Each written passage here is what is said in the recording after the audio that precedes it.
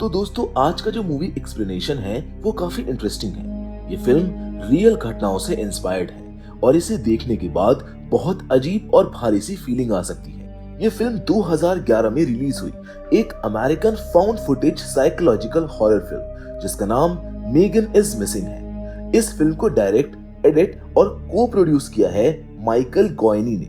और हैरानी की बात यह है कि ये फिल्म बहुत लो बजट में बनाई गई है, लेकिन इसका असर काफी गहरा है। इसलिए अब समय को और ना वेस्ट करते हुए चलिए जल्दी से स्टार्ट करते हैं आज के इस अमेजिंग स्टोरी को।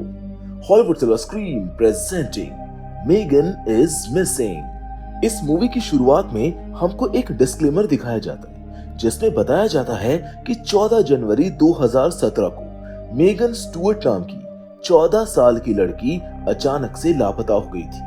इसके कुछ समय के बाद उसकी सबसे अच्छी दोस्त भी गायब हो जाती है। ये पूरी फिल्म इन्हीं दोनों लड़कियों के गायब होने की कहानी पर बेस्ड है और हमें उनके मिसिंग से पहले की रिकॉर्ड की गई वीडियो क्लिप्स भी दिखाई जाती है। सबसे पहले रिकॉर्डिंग में हमें एमी दिखाई जाती है जो स्वभाव से काफी शांत और इंट्रोवर्ट लड़की होती है। उसका कोई बॉयफ्रेंड नहीं होता और वो ज्यादातर खुद में ही खोई रहती है। दूसरी ओर मेगन बिल्कुल अलग टाइप की लड़की होती है। वो काफी बोल्ड, खुले विचारों वाली और ड्रग्स लेना उसके लिए आम बात होती है। इसी वजह से लोग उसको बैड गर्ल भी मानते हैं। अब वीडियो में ये भी बताया जाता है कि एमी और मेगन बचपन से ही बहुत अच्छी दोस्त हैं। भले ही दोनों की सोच और आदतें अलग हो, लेकिन फिर भी उनकी दोस्ती काफी मजबूत होती है। उसी दिन शाम को एक और क्लब दिखाई जाती है जिसमें मेगन अपने स्कूल के कुछ दोस्तों से बात कर रही होती है।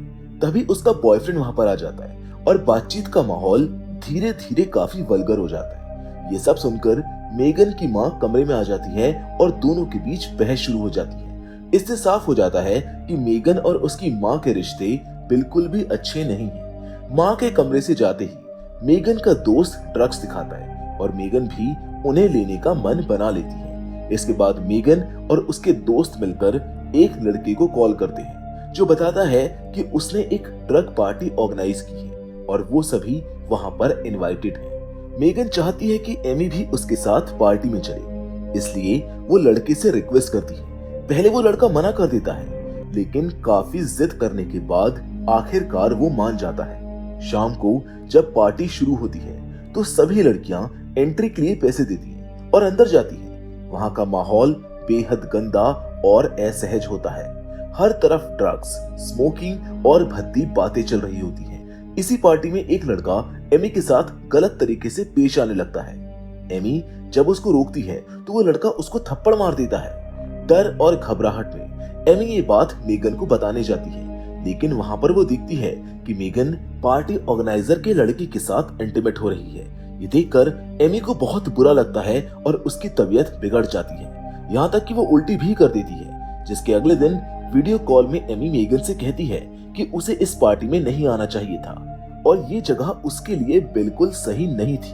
वो मेगन को समझाने की कोशिश करती है कि वो जिन हालात में फंस रही है वो ठीक नहीं है।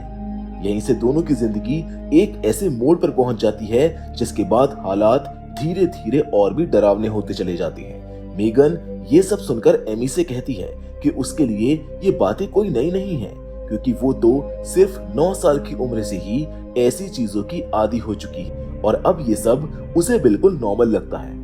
जिसके बाद हमें 10 जनवरी 2017 की एक वीडियो रिकॉर्डिंग दिखाई जाती है जिस दिन एमी का बर्थडे होता है। इस मौके पर दोनों दोस्त मिलती हैं और मेगन एमी से कहती है कि वो उसकी सबसे अच्छी दोस्त है और वो दोनों कभी भी अलग नहीं होंगी। इसी बातचीत के दौरान मेगन अपनी जिंदगी का सबसे दर्दनाक सच भी बता देती है। वो बताती है कि बचपन में उसके स्टेपडैड ने करीब 2 साल तक उसका शोषण किया था।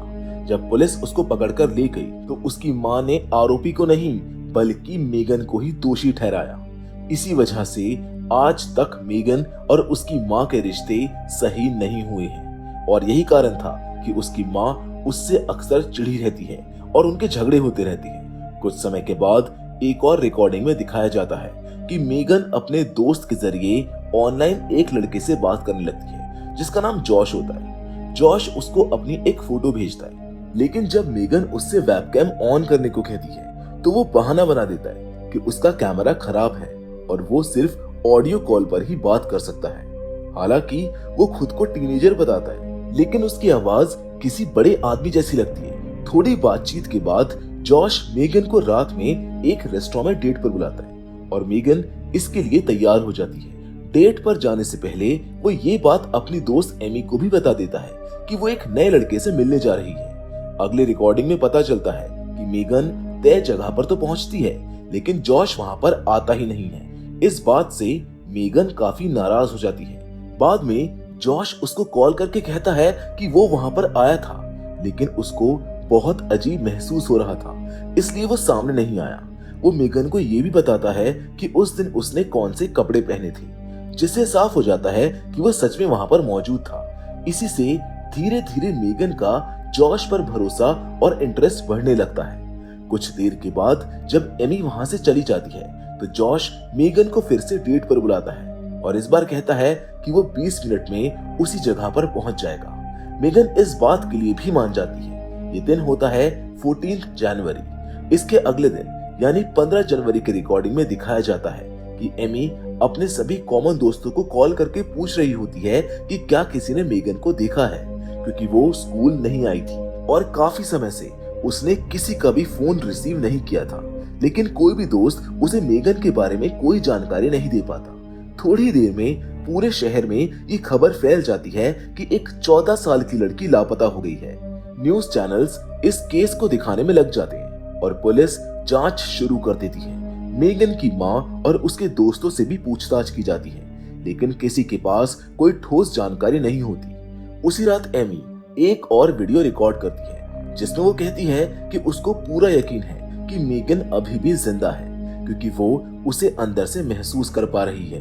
भले ही लोग कह रहे हो कि मेगन घर से भाग गई है, लेकिन एमी को ये बात सच नहीं लगती। वो लगातार लोगों से पूछती रहती है कि मेगन कहाँ जा सकती है। वहीं जॉश का कहना होता है कि उसका मेगन से काफी समय से कोई संपर्क नहीं हुआ है। इसके बाद अगले सुबह न्यूज चैनल्स पर एक ऐसी फुटेज सामने आती है जो इस केस को और भी ज्यादा डरावना बना देती है। इसके बाद न्यूज में एक सीसीटीवी फुटेज सामने आता है जिसमें साफ दिखता है कि मेगन किसी से मिलने जाती है और एक लड़का उसे अपने साथ कहीं पर ले जाता हुआ नजर आता है। अब जैसे ये फुटेज एमी तक पहुंचती है, वो तुरंत जॉश को कॉल करके मेगन के बारे में पूछताछ करती है, लेकिन जॉश इन सवालों को टाल देता है और उल्टा एमी के साथ फ्लर्ट करने लगता है।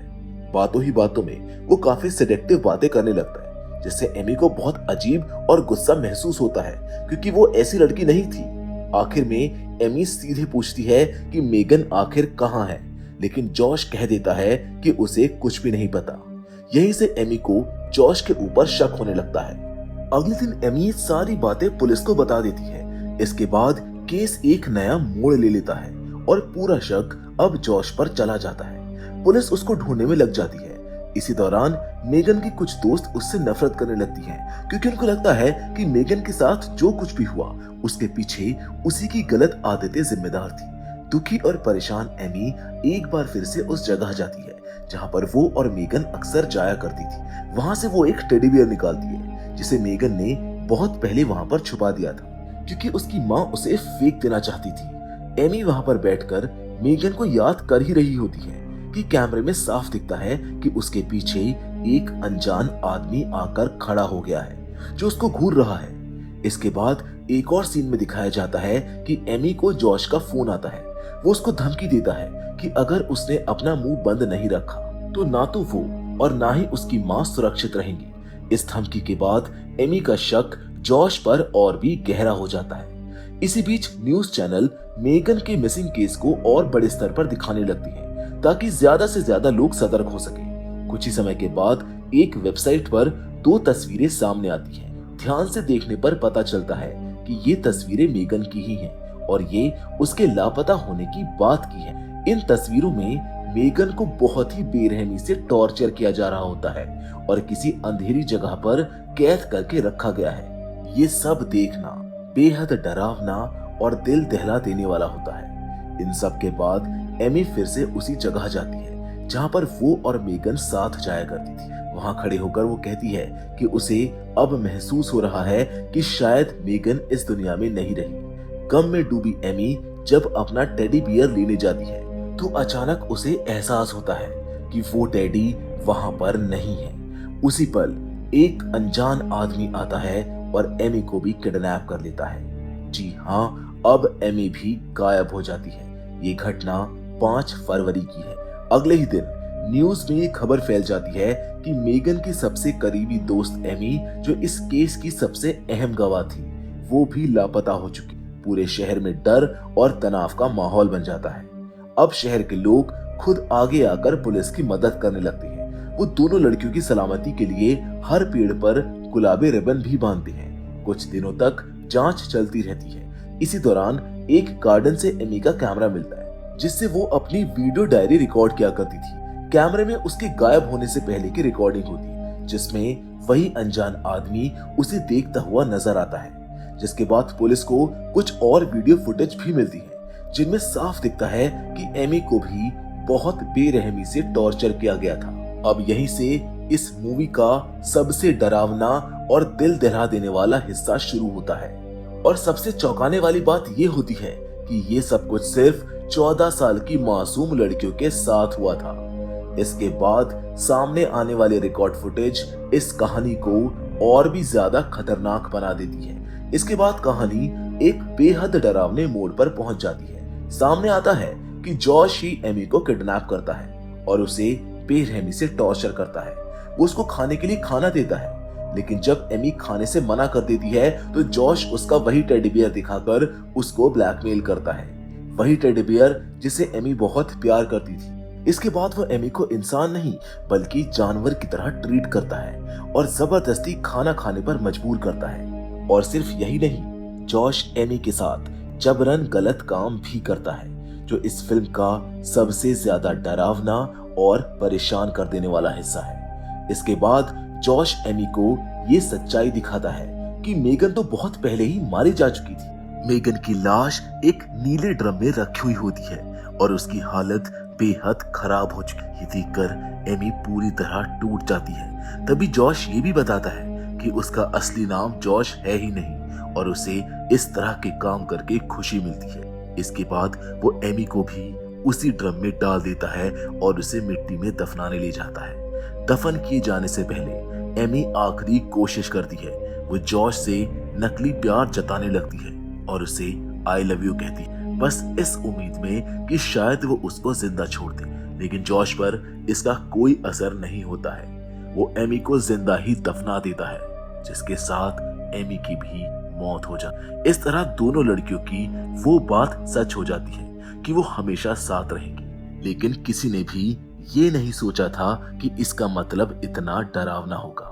मूवी के आखिरी सीन में मेगन और एमी का एक पुराना वीडियो दिखाया जाता है, जिसमें दोनों हंसते खेलते नजर आती हैं। उस वीडियो में मेगन एमी से कहती है कि उसका सच्चा प्यार थोड़ा शर्मीला होगा और यही वजह थी कि उसे जॉश पसंद आया।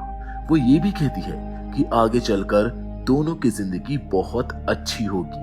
लेकिन हम जानते हैं कि हकीकत इससे कितनी अलग और दर्दनाक थी। इस भावुक और डरावने नोट पर यह फिल्म यहीं पर खत्म हो जाती है। ये फिल्म बहुत डिस्टर्ब करने वाली है, खास करके इसके आखिरी 20 मिनट। उनको देखकर मन भारी हो जाता है। हालांकि ये फिल्म पूरी तरह से फाउंड फुटेज स्टाइल पर बनाई गई है और कोई भी क्लिप असली नहीं है, लेकिन इसकी कहानी सच्ची घटनाओं से प्रेरित मानी जाती है। इस मूवी का सबसे बड़ा मैसेज यही है कि अनजान लोगों पर कभी भी आंख बंद करके भरोसा नहीं करना चाहिए और गलत रास्तों से हमेशा दूर रहना चाहिए। ये कहानी दिखाती है एक छोटी सी गलती किस तरह जिंदगी को हमेशा के लिए खत्म कर सकती है। So with all that said, आज के इस वीडियो में बस इतना ही। मैं उम्मीद करता हूँ कि ये वीडियो आपको पसंद आई होगी और प्लीज हमें कमेंट करके जरूर बताइएगा कि आपको इस कहानी का सबसे अच्छा हिस्सा कौन सा लगा। तो मिलते हैं आपसे एक और नई और इंटरेस्टिंग वीडियो के साथ, पर हमेशा के लिए आप जानते हैं, तब तक के लिए धन्यवाद।